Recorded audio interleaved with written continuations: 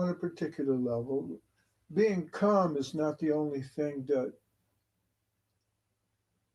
yoga will reveal. So we come to the idea of dhyan. Now, dhyan, normally we think of meditation. This is sort of the popular idea. Meditation on what is the problem? Are we meditating on a candle, a rose, the sky? And then what do we mean by meditation? If we're sitting and looking at a candle, well, you could call that contemplation as well, making the mind still, mindfulness. Uh, so, really, the word meditation is a bit unfortunate. It doesn't really get to the true purpose of dhyan. But the followers of a particular Swami in India in the 1960s tried to sort of patent that term and use it in their marketing of their particular school of yoga. Nowadays, everything is commercialized, so people try to make money off everything. There's an interesting poem by Pablo Neruda called Oda al Aire, where he says, please don't sell the air. But now even the air is up for sale. And so thinking and meditation are all part of that process. But I'm not trying to sell you something here, just giving a simple explanation of the basic eightfold yoga path. Part of what I'm doing here is I'm trying to understand how to use Facebook, YouTube, videos. I'm a teacher, and so now everything is remote, everything is online, it's all technology. So I have to how to use this technology, and I thought I would warm up a little bit by speaking about yoga and taking that as my subject. My point here is that yoga is really a mystic process. Uh, in this sense, we're trying to come in contact with our spiritual self. Now, what exactly does that mean? It's a problem because we get involved in ideology, we get involved in dogma. Everyone has their own religious backstory, their religious baggage that they carry around with them. But religion as such is more of a social problem. It's something that your mommy and daddy teach you when you're 3 or 4 years old, that you should worship your God, and your God is Allah, or his name is Jesus, or his name is Shiva. And so the names that we learn and the church that we go to kind of define our social identity, but it has nothing really to do with who we are.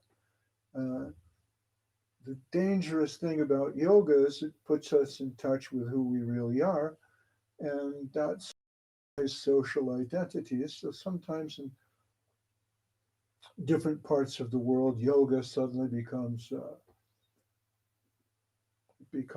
kind of a controversial thing. People don't want to talk about it. They think somehow you'll be subverted or hypnotized, or this is a pagan practice. So they don't like thinking or dhyan or meditation or contemplation because you're not really supposed to. You're supposed to be a robot and push the button and do what you're told. But let's just talk about the meaning of the word dhyan. Sanskrit's interesting. The words in Sanskrit have deep meanings. These terms have been in use for a long time. And different schools sort of appropriate the meaning of a word. And so over 1,000, 2,000 years, even though there's an assigned meaning, there's only one particular meaning to a Sanskrit root, and it's thousands of years old. How could it have more than one meaning? But because different schools adopt terminology and use that terminology in a special way, so we become accustomed to thinking of certain words having certain meanings. It might surprise you to learn that the word Zen comes from Dhyan, but we normally think of Dhyan as meditation, but there's different kinds of meditation, aren't there? There's the Buddhist meditation, there's the Shankarite meditation, there's what we call mindfulness now. Sometimes we find there's so much stress in modern life that people need to do something to escape the stress for a while so that they can come back again and take up the stress. Uh, so now in factories, we have programs for yoga. And prisons, we have programs for mindfulness. Now, if you're living in a prison, you don't really want to be mindful of what's going on there. But the idea is to cool people down, have them relax, get their minds off work and problems. And so the idea of dhyan or mindfulness meditation has been used in that sense. But staring at a blank wall and making your mind blank is not really the purpose of the Eightfold Yoga system. Patanjali perfected a system for going deeper into our own selves and trying to understand our personal realities. So, how is dhyan and how does it work? If dharana involves focus and freedom from distraction, dhyan involves a deeper kind of concentration, a deeper kind of meditation. Um, for example, as I'm doing this video, there's a dog barking over outside that window. So, how do you continue your meditation when a dog is barking? And that's very simple. It's a very simple distraction. What about, there you go. I don't know if you can hear that. What about when your parents are telling you that you're doing it wrong? Your teacher tells you you're doing it wrong. The society tells you you're doing it wrong. How do you maintain your balance and your focus? You may have a particular vision. You may think you understand what you're about, and society tells you no, that's not what you're supposed to be doing. How do you maintain your balance? So, the idea of dharana and dhyan, or focus and meditation, have to do with keeping in mind the goal of self knowledge, of self realization, of knowing who we are, and coming in contact with the eternal self. Now, that's not so easy. Self realization is a tricky business. As long as we're dominated by a particular ideology, uh, as long as we think, I'm a man, I'm a woman, I'm Russian, I'm German, I'm Mexican, I'm American, we fool ourselves into thinking that we're self realized when really we're simply recycling the old formulas. So now I calmed my mind, I'm still, and I'm ready to go back to work and be exactly who I was before. Well, we're missing the point of the yoga system. Uh, the idea is to uncover the inner self. And for those of you who are involved in a particular yoga system, uh, you might think that I'm being vague here, and it's true. I'm being a little indirect because I'm trying to speak very broadly. I'm trying to give a definition of the Eightfold Path as it was first seen by Patanjali. But you'll see that over the millennium that had passed since he first developed his system, it's been seen and adjusted in different light by different teachers.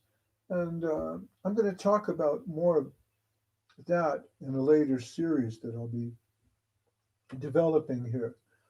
But as I said before, I'm trying to get used to using this medium, YouTube, doing a video. It's very tricky and very difficult for me.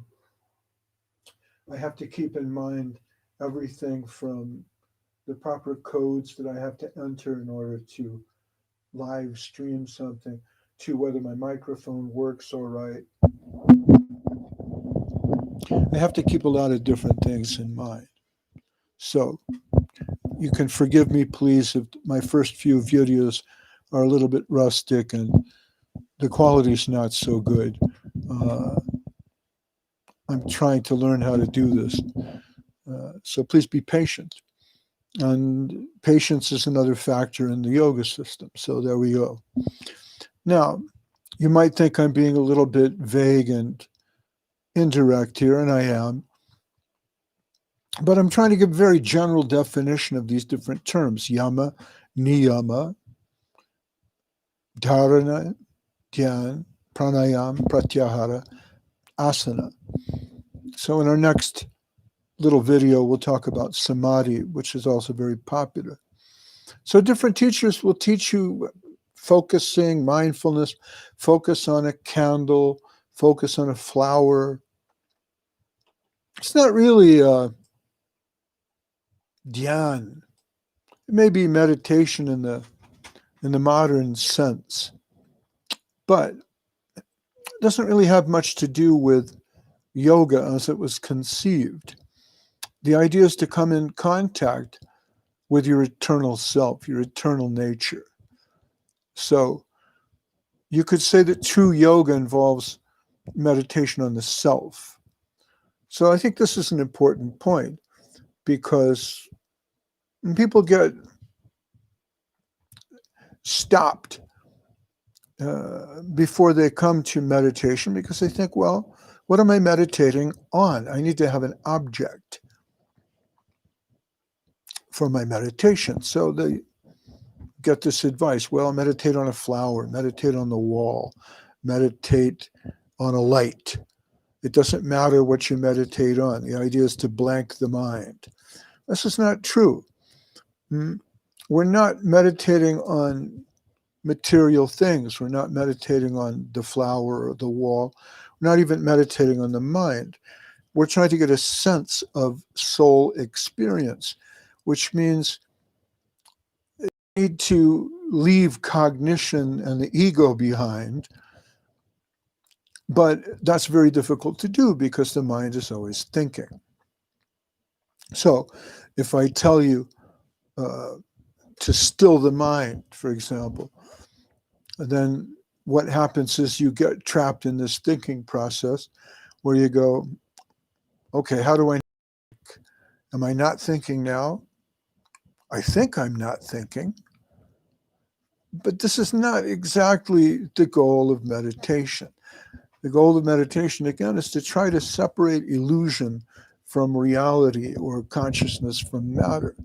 This is why mantras work. Mantras are very important because divine sound actually has a liberating effect as we involve ourselves more deeply in the sound.